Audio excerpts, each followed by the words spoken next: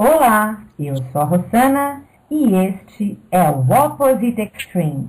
Hoje, Missão Rama Brasil. Vamos falar hoje com o grupo Rama Brasil, que está dando continuidade a seus trabalhos através de anos. O Rama Brasil teve seu início com a vinda de Carlos Paz Wells, irmão de Sisto Paz Wells, em 1976. Daí em diante, houve a formação do grupo de base, em seguida, o Projeto Amar. Boa noite, Grupo Rama, como está? Boa noite. Vamos bem, e você? Muito bem, graças a Deus. Inicialmente, estamos falando com a Cris, com o Jaques, boa noite. Dani, opa, e com a Pérsia. Boa noite. Boa noite. Então, inicialmente, dessa cronologia, fala um pouquinho pra gente, quem quiser responder. Quando acontece a quebra do Projeto Amar, o grupo de vocês se estabiliza praticamente como um dos únicos dos dissidentes. Conta um pouquinho pra gente. Rosana, o nosso grupo começou em Rama, antes de Amar, em 1994. E depois é que ele se transformou em Amar, devido a problemas com o nome, né, e para também estar dando uma identidade que tinha características próprias, aqueles que seguiam a metodologia junto com o Carlos Wells. Em seguida, perto do ano de 1999, é que o Charlie teve a mudança de identidade e que a gente ficou achando, pelo menos achando, que a gente estava seguindo sozinhos aqui. Hoje a gente sabe que teve alguns grupos que continuaram, mas sem contato com outros grupos, né? A gente continuou o processo que logo em seguida a Verônica Wells reassumiu como Projeto Sunese. Isso em 2000. E vocês mantiveram a metodologia que estava sendo adotada no Projeto Amar até então, correto? Sim. Em 2000, a Verônica mandou um guia de práticas atualizado, mas com pequenas mudanças. Mantinha a mesma metodologia, os mesmos anexos e todo o processo.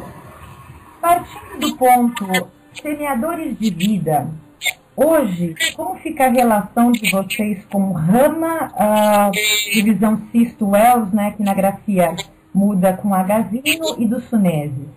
Essa divisão ela é bem metodológica. Eu acredito que todos nós estejamos a serviço da Confederação, né, com identidades próprias.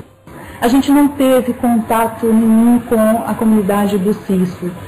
A gente realmente as nossas vivências foram junto com o Carlos Wells, depois Verônica, e o nosso contato com os Suneses, ele ficou até fevereiro de 2012, nós caminhamos juntos até lá, quando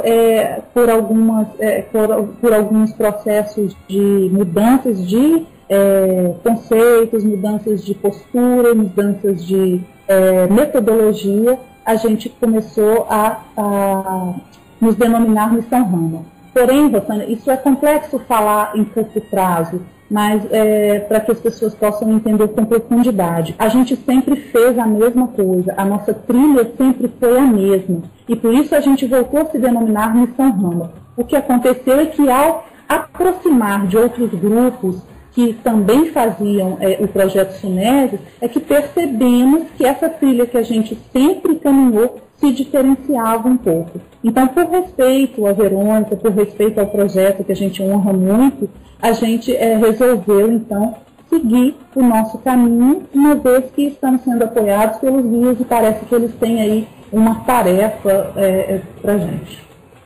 Então, praticamente você mencionou aqui os guias. Desculpa aprofundar um pouquinho, porque eu já estive com vocês no tempo de Sunese. Essa diferenciação teria sido por dar um pouco mais de vazão à comunicação dos guias, correto?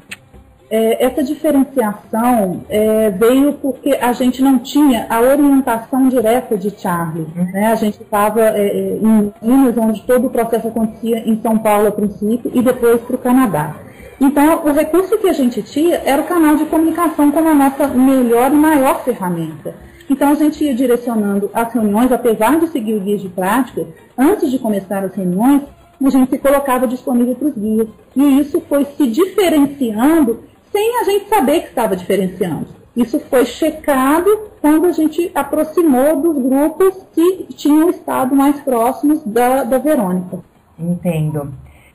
Jacques, algumas pessoas perguntam se o trabalho é terapêutico. É grupo de terapia? É a mesma coisa ser um grupo de terapia ou ser um grupo terapêutico? A pergunta é muito boa.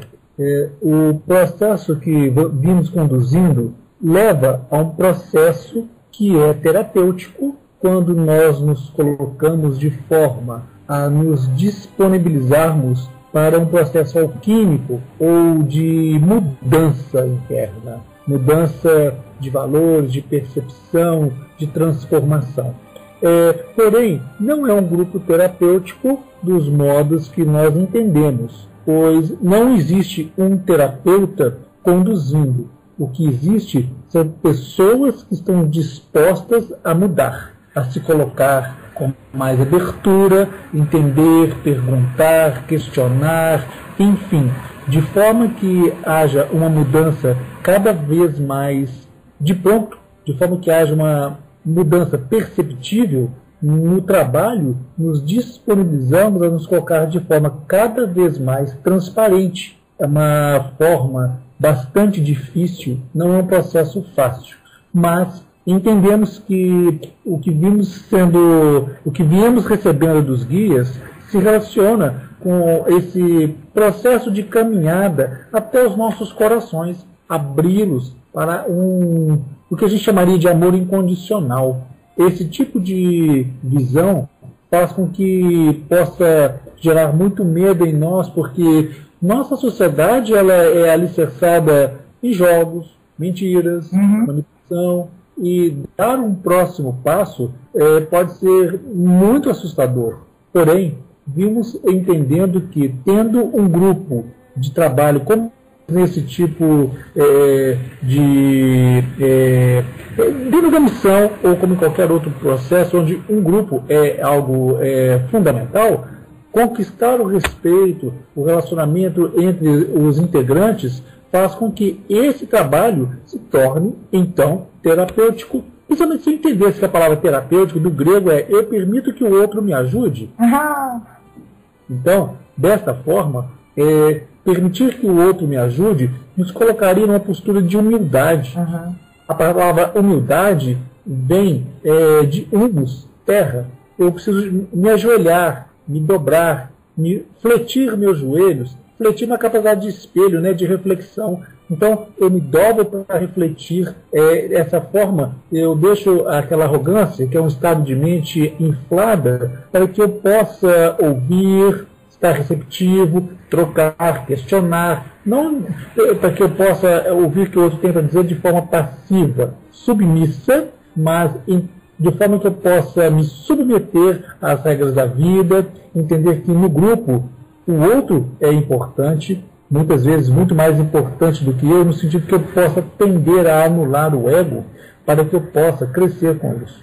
É dessa forma que nós entendemos de forma na prática e vivencial, portanto, como lidar com essas percepções e nos encaminhando para expansões conscienciais por meio de todas as práticas, não só de relacionamento, como outros recursos que temos. No amor incondicional que você acabou de mencionar, esse medo não é porque aquela definição de amor incondicional estaria ligado a praticamente uma perda de individualidade, como a poesia do termo costuma sugerir?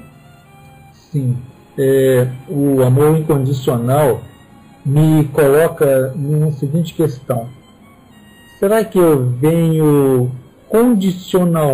condicionadamente amando do meu jeito? amando compostos, amando sob condições. Então, quando eu me coloco sobre a questão em que eu posso me desapegar, de forma que essa relação seja de crescimento, onde o eu e o outro pode se expressar de forma livre, consequente, responsável, autorreflexiva, proporciona, dessa forma, progressiva libertação do medo, principalmente se em alguns níveis eu pudesse entender que os medos que trazemos são memórias. Os medos são condicionamentos de forma que eu receie ao máximo me expor por medo de julgamento. Observe, nós temos basicamente um tipo de mente juiz e um tipo de mente vítima. O choque entre essas duas formas de comportamento mental faz com que constantemente eu tenha dificuldade de me entregar. A entrega seria como uma forma entendida na yoga chamada Bhakti Yoga, a yoga da devoção. Então esse processo intuitivo, devocional, seria entendido como entrega, não a uma personalidade, a um capricho, a um desejo do outro, mas uma forma de alicerçar. Essa devoção seria um estado mental alicerçado na inquebrantável busca pela verdade. E o que seria verdade, se não dentro dessa caminhada, perceber os vários estágios que me levaria, do químico, a ir entendendo por meio da vivência outras realidades. Cada vez mais proporcionando com esses processos vivenciais uma evolução que me tiraria de um estágio inconsciente, onde apenas talvez eu estaria num nível de chakra básico, de sobrevivência, para que eu ascenda. A assunção é diferente de ascensão. A assunção é quando outras forças externas me elevam. E a ascensão é quando, por meu esforço, a minha dedicação, meu discernimento, eu promovo essa subida nos níveis do tipo amor incondicional. Me fez entender? Com certeza, e é por isso que você vai ganhar uma entrevista só